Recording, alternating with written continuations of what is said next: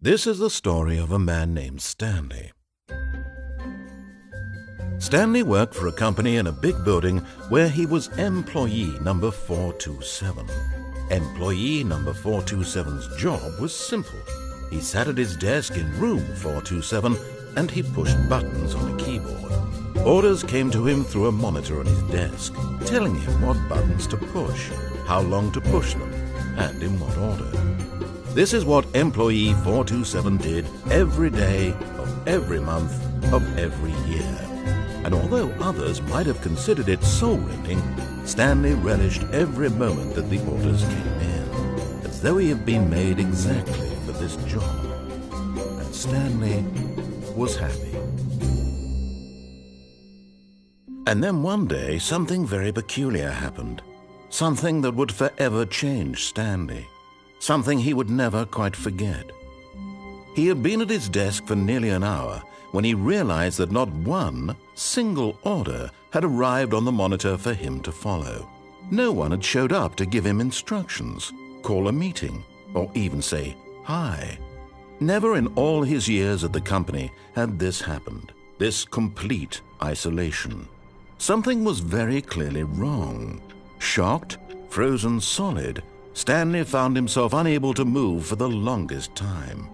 But as he came to his wits and regained his senses, he got up from his desk and stepped out of his office. All of his co-workers were gone. What could it mean? Stanley decided to go to the meeting room. Perhaps he had simply missed a memo.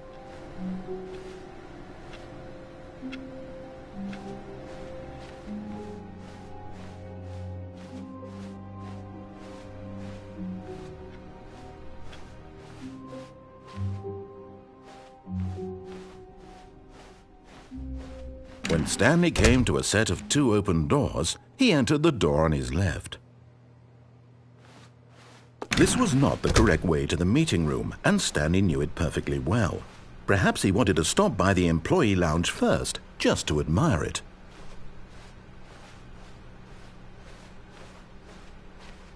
The lounge was sublime, a work of art. What was it about this room that called so deeply and so personally to Stanley? Its grace, its subtle charm? No. Stanley knew it was something deeper, something darker.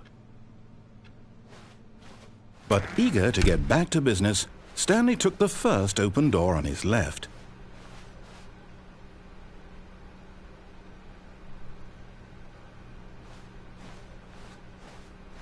Stanley was so bad at following directions, it's incredible he wasn't 5 years ago.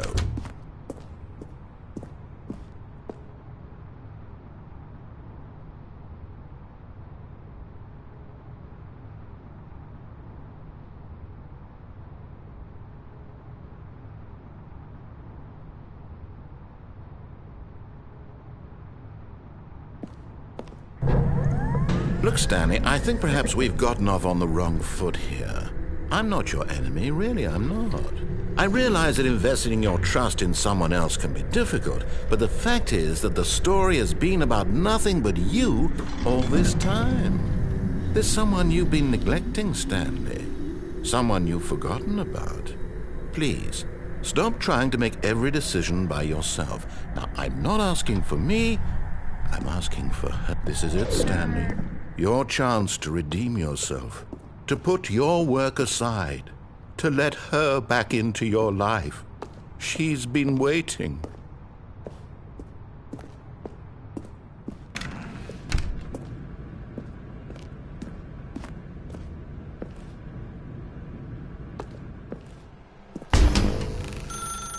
That's her, Stanley. You need to be the one to do this, to reach out to her. If you can truly place your faith in another, then pick up the phone.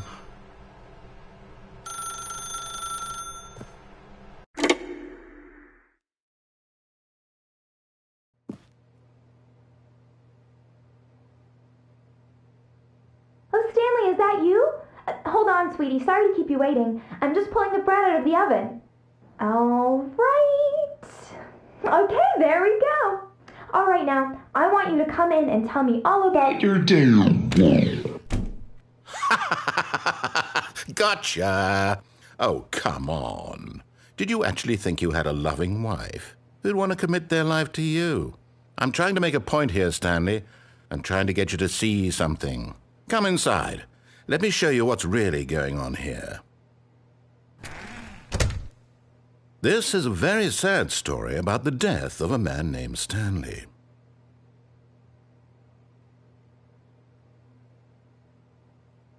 Stanley is quite a boring fellow.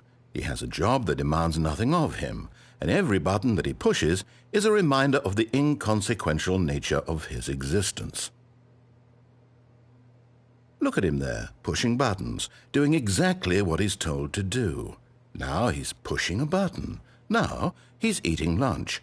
Now he's going home. Now he's coming back to work. One might even feel sorry for him, except that he's chosen this life. But in his mind, in his mind he can go on fantastic adventures. From behind his desk, Stanley dreamed of wild expeditions into the unknown, fantastic discoveries of new lands. It was wonderful, and each day that he returned to work was a reminder that none of it would ever happen to him. And so he began to fantasize about his own job. First, he imagined that one day while at work, he stepped up from his desk to realize that all of his co-workers, his boss, everyone in the building had suddenly vanished off the face of the earth. The thought excited him terribly. So he went further. He imagined that he came to two open doors and that he could go through either. At last, choice. It barely even mattered what lay behind each door. The mere thought that his decisions would mean something was almost too wonderful to behold. As he wandered through this fantasy world, he began to fill it with many possible paths and destinations. Down one path lay an enormous round room with monitors and mind controls. And down another was a yellow line that weaved in many directions. And down another was a game with a baby. And he called it the Stanley Parable.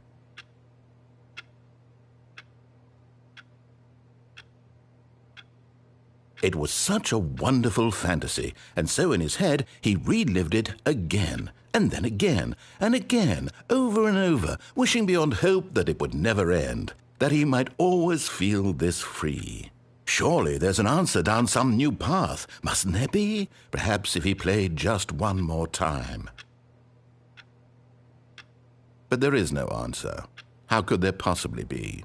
In reality, all he's doing is pushing the same buttons he always has. Nothing has changed.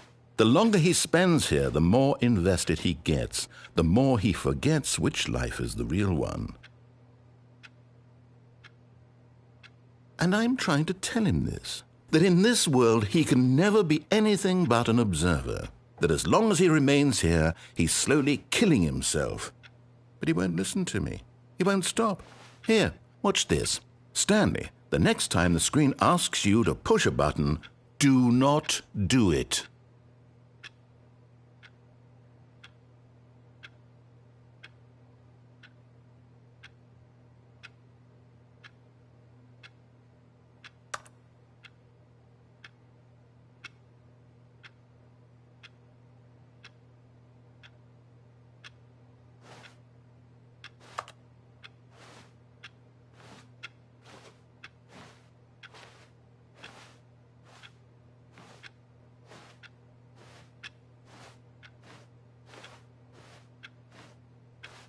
You see? Can he just not hear me? How can I tell him in a way that he'll understand that every second he remains here, he's electing to kill himself? How can I get him to see what I see? How can I make him look at himself?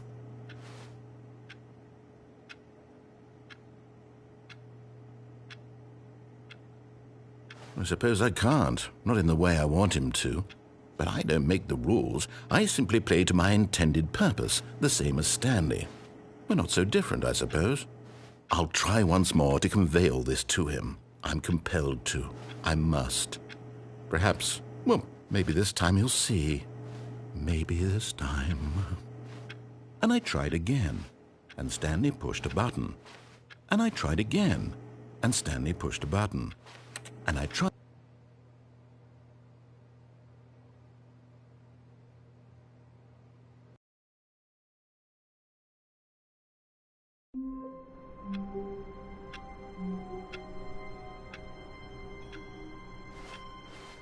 All of his co-workers were gone.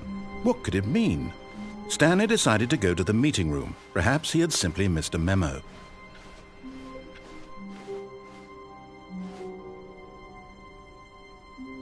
Oh, new content? What does that mean, new content?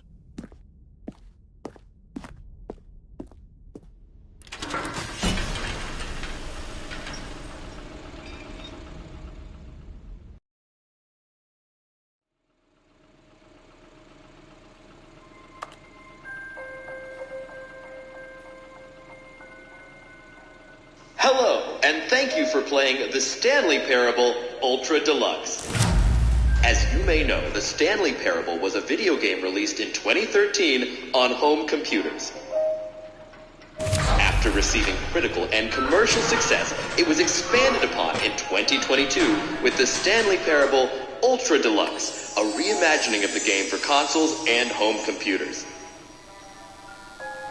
The Stanley Parable Ultra Deluxe features exciting new content that broadens and expands the world of the Stanley Parable, delighting audiences the world over.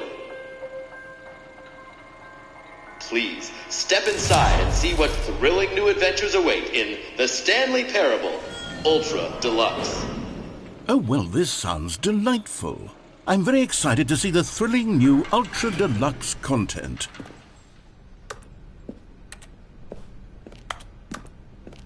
Okay, so far it's an elevator. Nothing special yet, but I'm sure it's just the beginning of a mesmerizing adventure.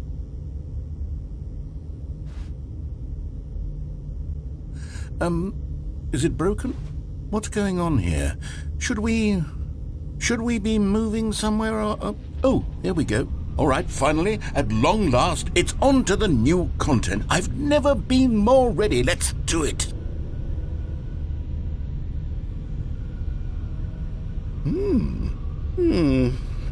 I have to say, initial impressions of Stanley Parable Ultra Deluxe, mostly tedious. It's as if Oh, okay. Let's see the content. Gimme the content, Stanley.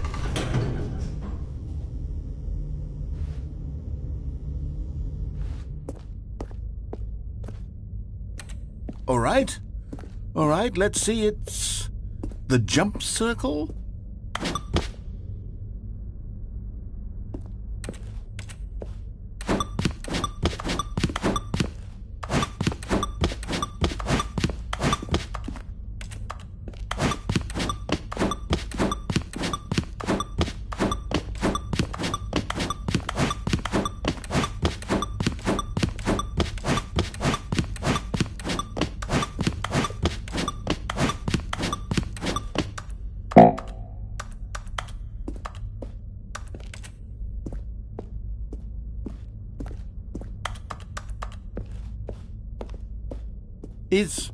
Is that it? Surely that's not all the new content. There has to be something else, right? Goodness, another elevator. Stanley, I have to say, initial impressions of this game are not positive. It's just elevators and jumping.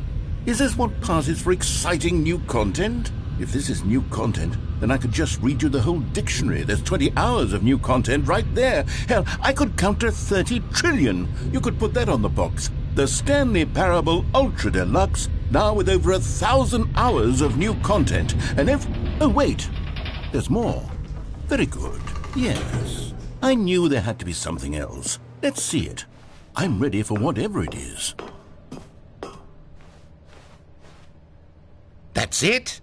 Oh, you've got to be kidding me. You see, Stanley?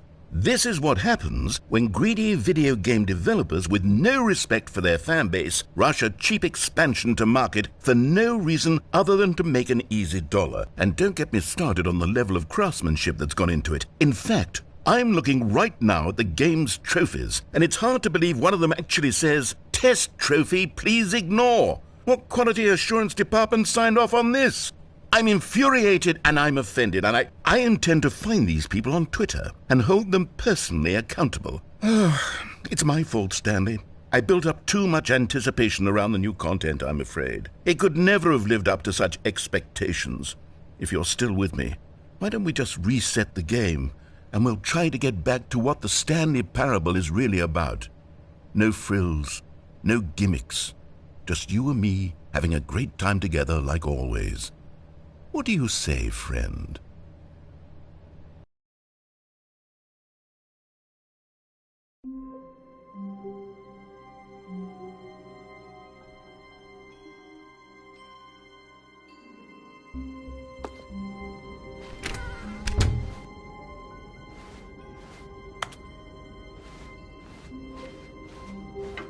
Psst! Stanley! Come over here! In the vent! I want to show you something!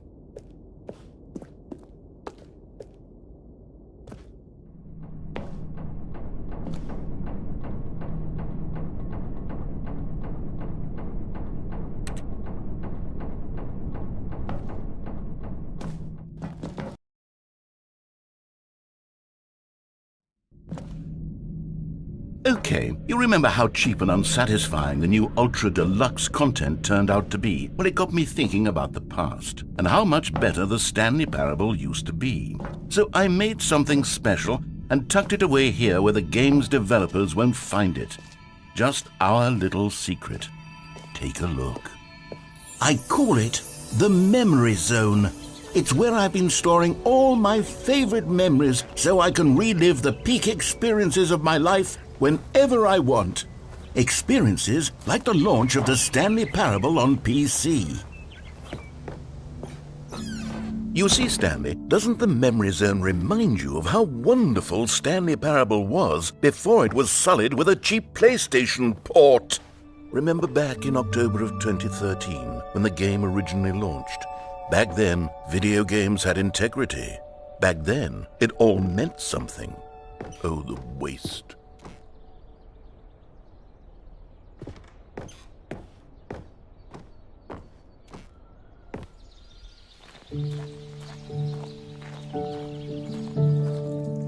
And over here is where I keep reviews of the Stanley Parable. Like this stunning triumph of games journalism, 10 out of 10 from Destructoid.com. James Stephanie Sterling writes, and I quote, "Where so many games that aspire to be more than games end up less than any form of art, Stanley Parable strives and then succeeds to be every game ever created." Did you hear that, Stanley? Every game ever created. That's how grand and all-encompassing the original Stanley Parable was. It was literally every game ever created. It was Skyrim, it was Persona 3, it was all of them, and now it's nothing. It's no games at all. It isn't even the Stanley Parable anymore. It's just a husk now. A lifeless husk with an hour of new elevator content.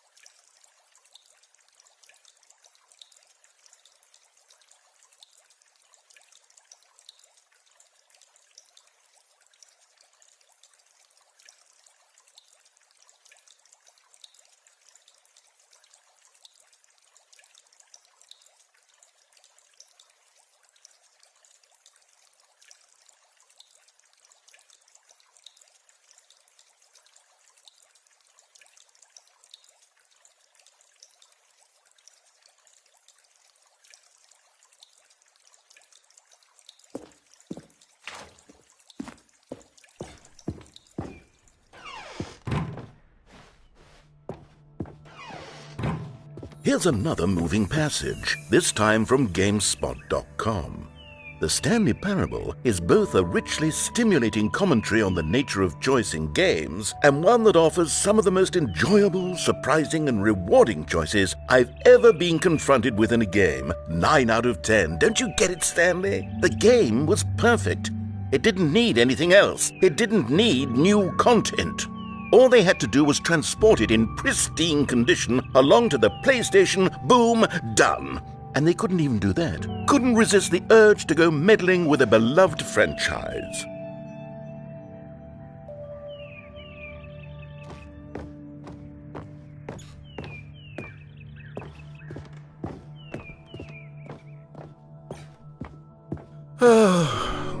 These were simpler times, Stanley.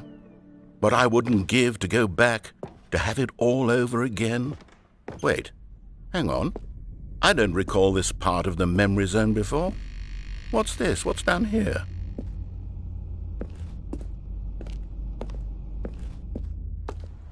Oh no, oh God, no, Stanley. It's a collection of reviews from Pressurized Gas, the extremely popular online storefront for computer games.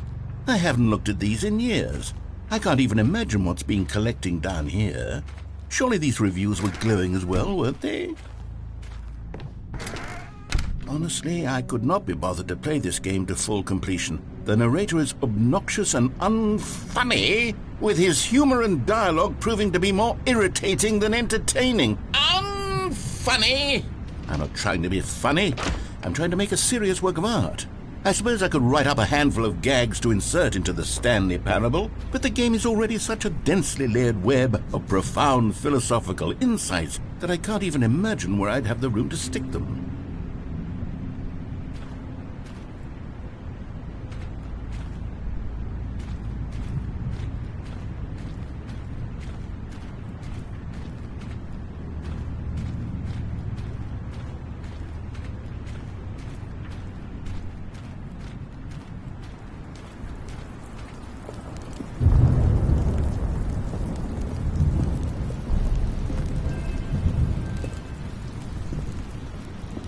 Okay, let's see what this one says. While the idea for the game is good, for someone who prefers non-linear games, this preachiness gets annoying fast. Preachy? Stanley? I'm not preachy, am I? You can tell me if I'm preachy. Honestly, you can. Oh, goodness. This is actually quite shocking for me. To be honest, I had always thought of the game's dialogue as being rather terse to begin with. You can't know how much fluff I cut from the game to get it to feel as light and airy as it... Well, I always thought it did. But maybe it wasn't. Oh dear. What an awful memory to have to hold on to. These black marks on my otherwise unimpeachable track record. I feel like a failure. Like I let these people down. Perhaps the Stanley Parable isn't quite as sterling as I always remembered.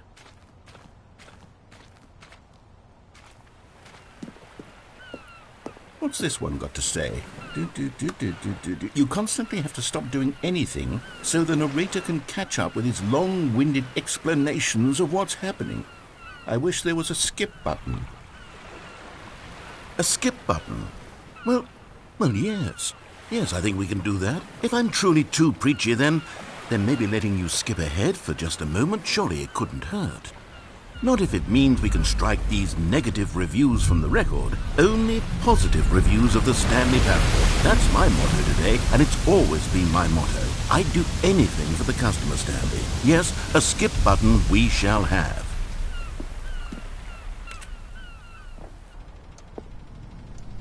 And here it is. Go ahead and give it a shot. I'll pop you forward in time so that the second my incessant droning starts to bore you, with just the push of a button, you'll have zipped right past it. It's what the players have been asking for, and I'm very proud to have delivered. No more listening to me rambling on and on and on. No. The Stanley Parable is a game for the people, and if the people want silence, then by goodness, that's what they're going to get. Well, don't sit around waiting for me to shut up. Go ahead and make me shut up. Here, we'll pretend that I've just begun an interminable monologue, and it goes something like this. the story, and the choices, or what have you, and therefore, by becoming it is, so on and so forth, until inevitably, we all until the end of time, at which time everything all at once, so, now you see, blah, blah, blah, blah, blah, blah, blah, blah, blah, blah, blah, blah, blah, blah, blah. We've eaten too much and it can't be just yet, no, until 245. Got the logic of elimination working backwards, the deduction therefore becomes impossible to manufacture. It went on for nearly 10,000 years, until just yesterday, here and there, forward and back, and never a moment before lunchtime. It can't be. It's the only thing there is. How many billions left until so much more than forever ago? Which is why I say, the story, and the choices, or what have you, and therefore, by becoming it is, so on and so forth. Oh, you're back, you see. You were only frozen in time for a few minutes, but it was plenty of time for me to deliver a long, rambling monologue full of unnecessary verbal flourishes and lengthy ruminations on the nature of choice in video games. Of course, I happen to believe it was perhaps one of my more profound such ruminations. Not that, of course, you need a description of it, but if I had to describe it, I'd say it was perhaps less of a rumination and more of a treatise. Or maybe a manifesto. Look, I'll outline it for you very briefly, and you can tell me what you think. Okay, so my theory is that any choice you've ever made is simply a series of choices made by the person who you are, or were, or will be at the time of having made said choice. That is to say, if by articulating a choice you've already made, you bring that choice into being, then by making no choice and saying nothing, are you not simply erecting in the sanctuary of time a monument to every person you've ever been? Well, there's sport. You really did catch me rambling on a bit, didn't you? But that's the power of the button.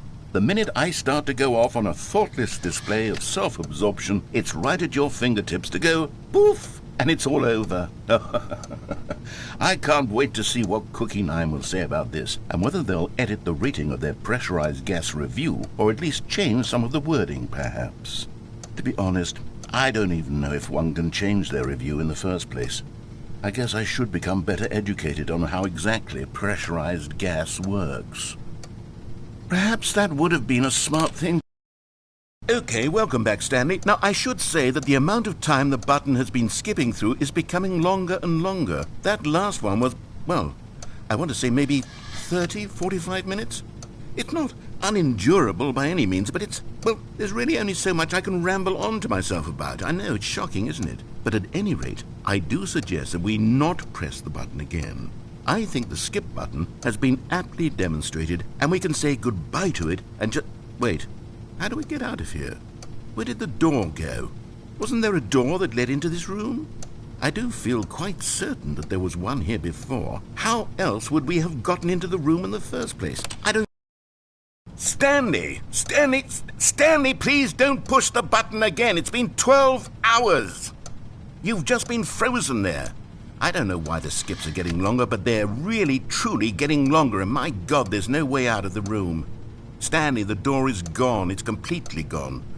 I've looked at it from every angle. I've checked every one of those walls 1,000 times, and there's no door, Stanley. There's no door. There's just you and the button, and if you keep pressing it, I have no idea what will happen. I have no idea how long I'll be made to sit here, and more than anything else, I don't know how to stop you from pressing the button again.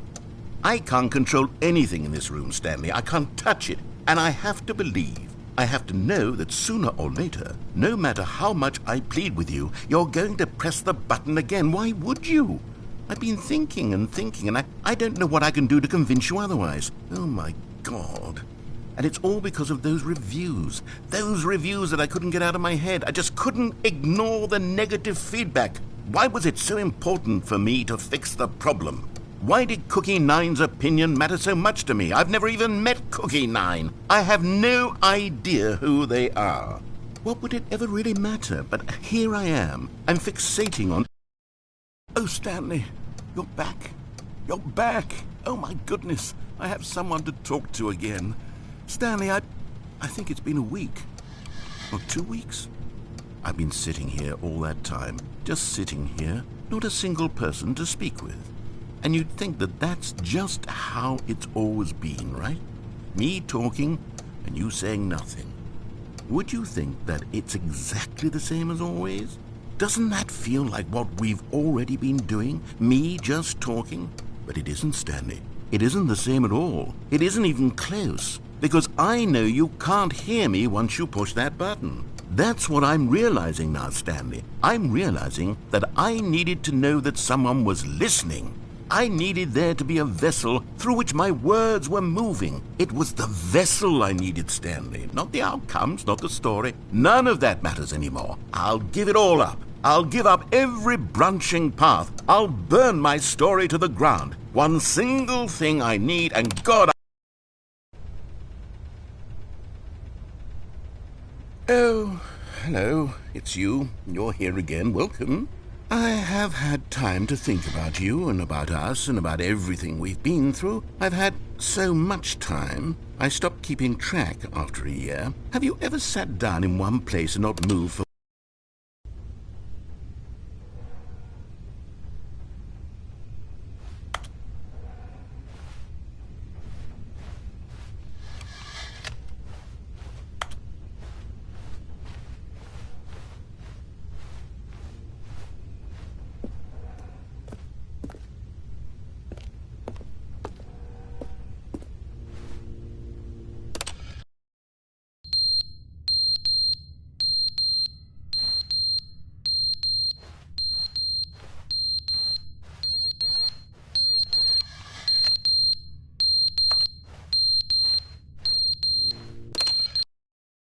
But they didn't understand the game was never meant to be funny. It was meant to have a point. It was meant to speak to the human condition. But where are the jokes? Where are the jokes? They bemoaned, they screamed, they gnashed their teeth and said, entertain.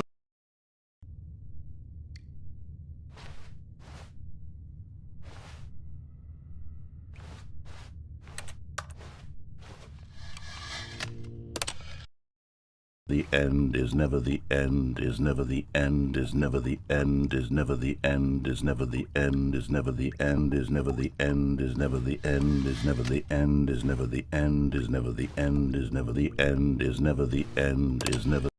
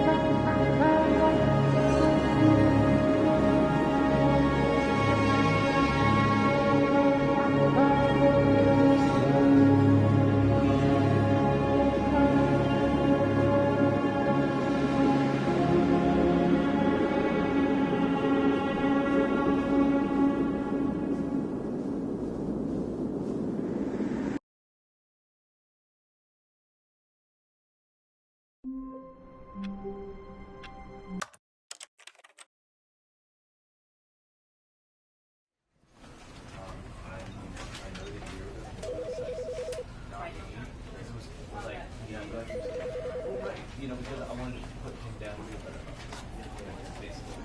Right. And was that exactly? Are you